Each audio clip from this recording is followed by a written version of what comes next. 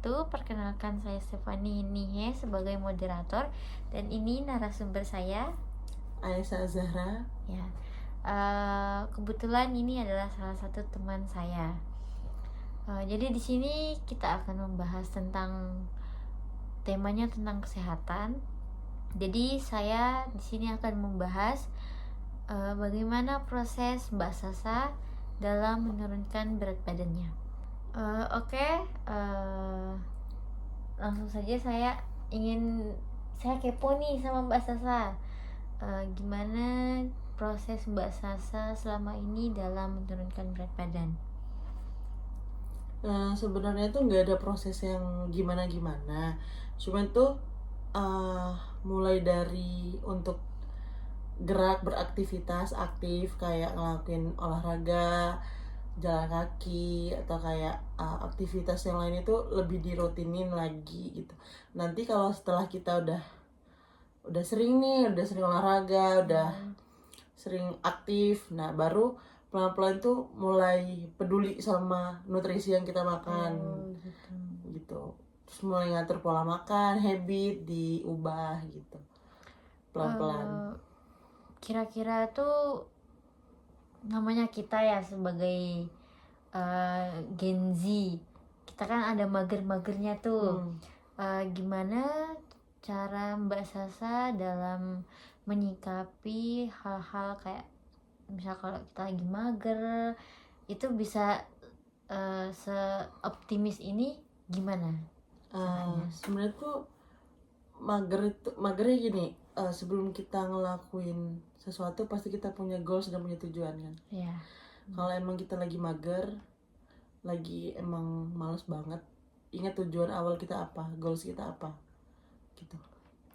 Nah, makanya kita selalu ingat goals, terus jadi kayak semangat lagi nih ingat goals kan gitu. Jadi kadang tuh nggak mager. Terus kalaupun emang bener-bener mager, kalau pribadi ya, misalnya lagi mager-mager banget, yang penting bangun dulu gitu, biar semangat gitu. Misalnya kalau kita lagi ngantuk nih, ngantuk banget tuh, kan kalau kita kamar mandi bangun jadi fit lagi kan, jadi ngantuk hilang, jadi semangat lagi gitu. Jadi kayak itu langkah pertama yang kita lakukan itu.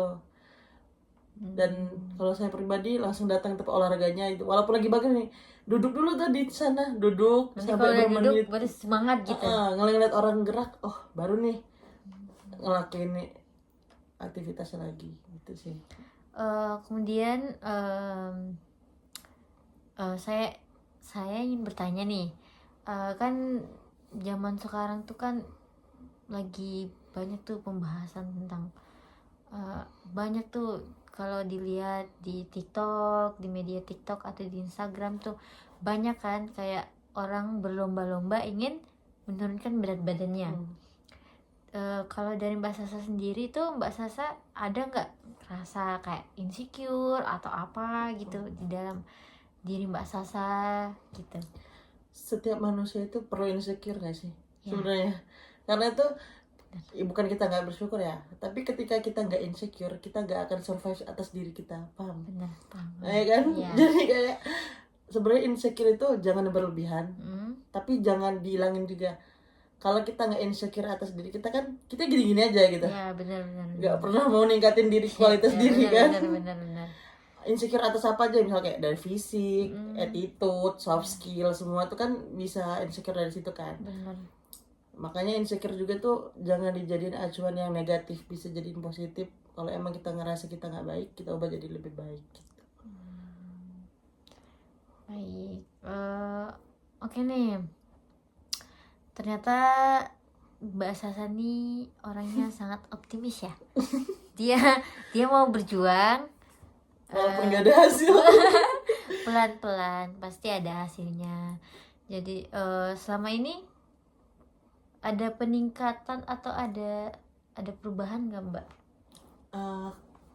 Apa ya, karena saya juga baru ya. Iya. Jadi kita juga kayak karena dari awal tuh niatnya udah gerak dulu gitu lah. Jadi emang belum mendalami, belum yang ngerajinin banget, ngerutinin banget gitu. Jadi sejauh ini belum ada progres yang gimana-gimana. Cuma tuh mungkin ngerasa badan tuh lebih enteng. Iya nggak sih, kalau kita mager tuh kayak lebih berat sehat gitu, gitu ya, lebih sehat. dan nggak yang kalau kita tidur terus kan lesu segala macem gitu kan. Jadi mager, terus jadi hawanya tuh jadi nggak enak gitu kan kalau tiduran terus. Dan kalau kita juga ngelakuin hal-hal yang positif pasti kayak ngerasa seneng gitu loh. Ya, Kayak bener. ih, hari ini gue udah produktif nih gitu kan. Jadi karena habit yang dibiasain kayak gitu, insya Allah bisa jadi jangka panjang gitu loh. Bisa jadi habit kita ke depannya kan. Jadi alhamdulillah dari usaha Mbak Sasa sekarang udah mulai ada perubahan ya. Iya. Baik. Jadi buat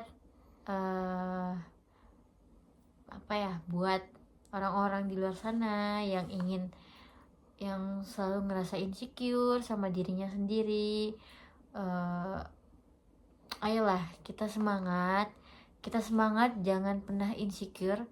Kita harus tunjukin kalau kita tuh bisa, ya kan Mbak Sasa? Iya betul banget. Jadi kayak kalau emang kita ngerasa diri kita kurang, ya kita survive. Ya, Jangan kayak berlarut-larut sama keinsecurean itu, kayak muter-muter di situ aja tanpa survive diri sendiri gitu. Ya, jadi kalau bukan kita yang ngawalin, siapa lagi gitu ya?